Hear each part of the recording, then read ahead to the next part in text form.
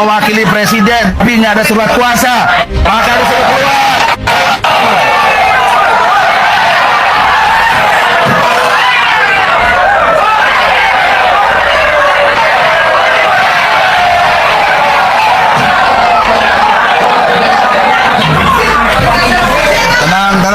Tenang. Hari waktu sidang di UGM dengan terang-terang beberapa ada catatan kami bahwa mereka mengakui kami akan memberikan semua data-data apabila keputusan nanti. Tapi faktanya satu, karena menutupi kebohongan UGM sehingga dia tidak berani, dia masuk ke TUN.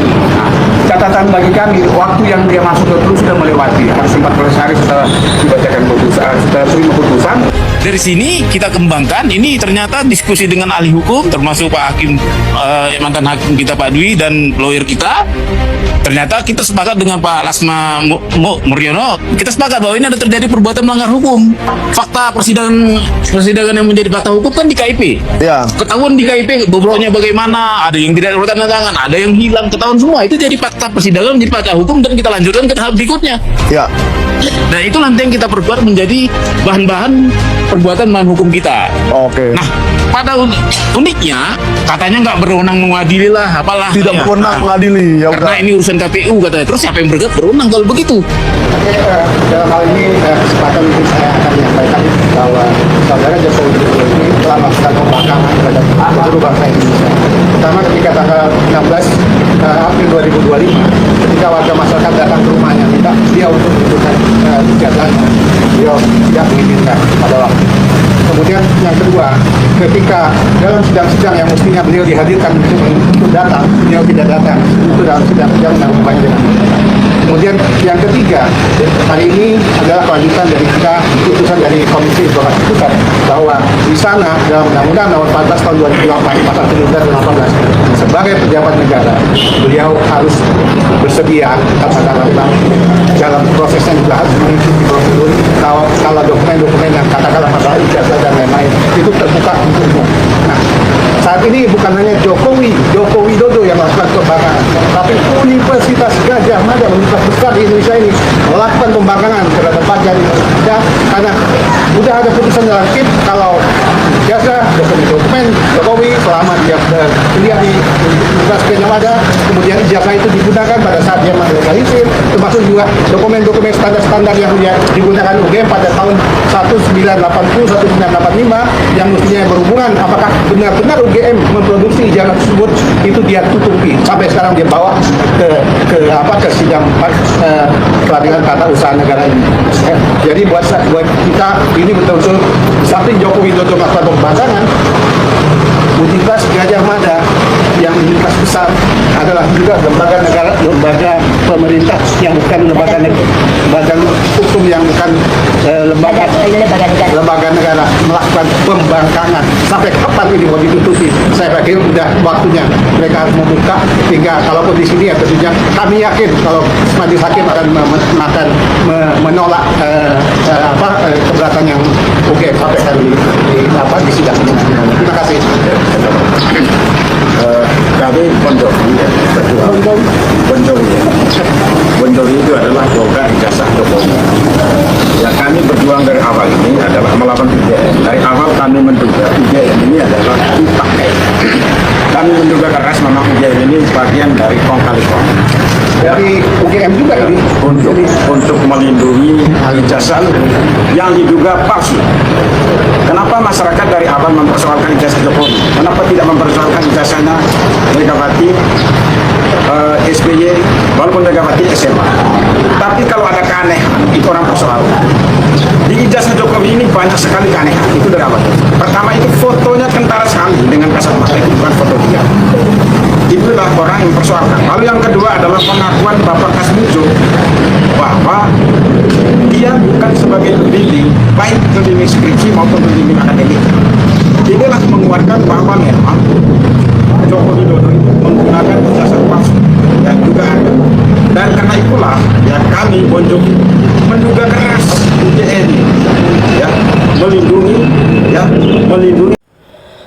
Ya, baik kawan-kawan, selamat datang kembali di channel kita. Ini video ketika atau saat sidang yang dimana ini terjadi kericuhan di dalam sidang yang dari pihak tergugat dan juga pihak penggugat.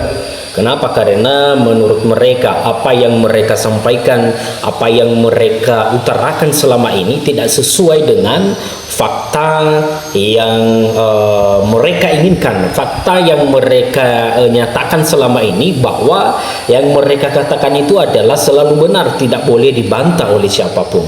Nah, tentu di sini dari pihak tergugat mereka juga punya cara sendiri untuk membela diri dari sidang atau dari gugatan tersebut, sehingga apapun yang mereka sampaikan sangat-sangat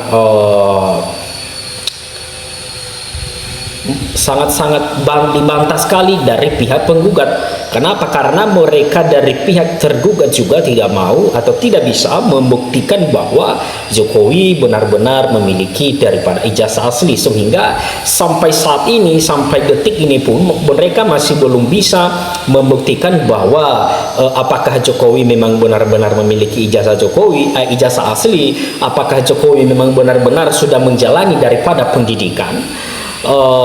Mereka tidak percaya. Kenapa? Karena ya buktinya mereka masih belum mendapatkan.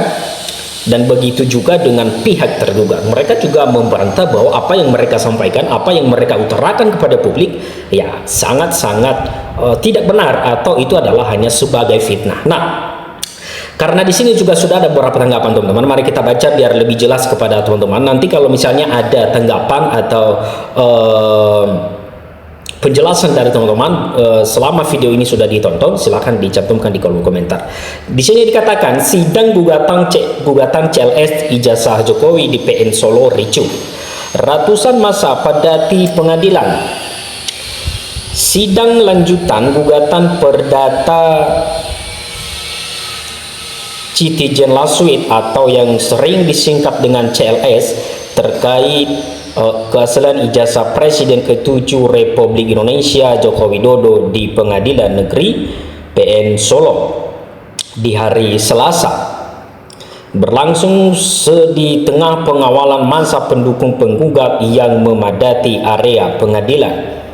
Ratusan orang datang dengan membawa berbagai spanduk bernada kritik. Massa mengaku hadir untuk mengawal proses persidangan agar berjalan terbuka dan transparan. Nah, teman-teman, ternyata massa ikutlah ya dalam mengawasi berjalannya sidang. Nah, mereka di sini dari pihak penggugat, mereka mengawal agar proses sidang katanya berjalan dengan lancar, tetapi pada akhirnya tahu-taunya tidak berjalan dengan lancar, teman-teman. Ini merupakan hal yang sangat-sangat tidak kita inginkan sebenarnya, tetapi karena menurut mereka apa yang mereka sampaikan tidak diindahkan, makanya terjadi kericuhan dalam sidang tersebut. Nah, akibat membludaknya pengunjung, area PN Solo hingga bahu jalan Slamet Riyandi dipenuhi kendaraan. Situasi di dalam gedung pengadilan juga terlihat padat. Sejumlah massa bahkan tidak dapat masuk ruang sidang dan tertahan di halaman PN Solo. Sidang perkara yang digelar di ruang sidang Soerjadi dipimpin Hakim Ketua Ahmad Satibi. Persidangan baru dimulai sekitar pukul 10.30 atau setengah 11, teman-teman, WIB, dan berakhir dengan keputusan penundaan. Majelis Hakim menunda sidang hingga Selasa 30 Desember dengan alasan adanya ketidaksesuaian administrasi bukti yang diajukan penggugat. Penggugat diminta mengunggah bukti surat melalui e-court agar tertib administrasi dan bisa dipelajari masing-masing pihak, ujar Hakim Ketua dalam persidangan. Kuasa hukum penggugat Muhammad Taufik menjelaskan penundaan terjadi karena perbedaan penafsiran teknis antara pihaknya dan majelis hakim terkait pengajuan bukti identitas para penggugat. Kami mengajukan dua identitas penggugat dalam satu bukti karena kapasitas hukumnya sama. Namun majelis meminta agar masing-masing dipisah. Ini murni soal administrasi, bukan substansi, jelas Taufik.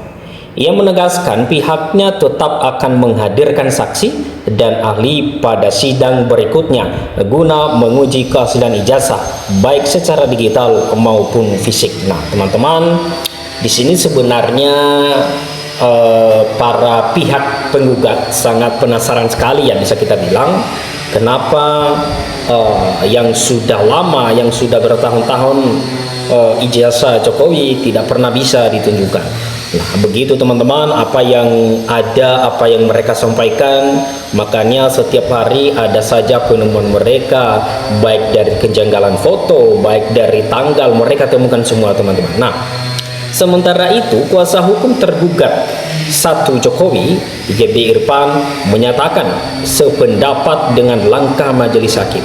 Menurutnya, ketertiban administrasi penting agar tidak menimbulkan persoalan hukum di tahap putusan.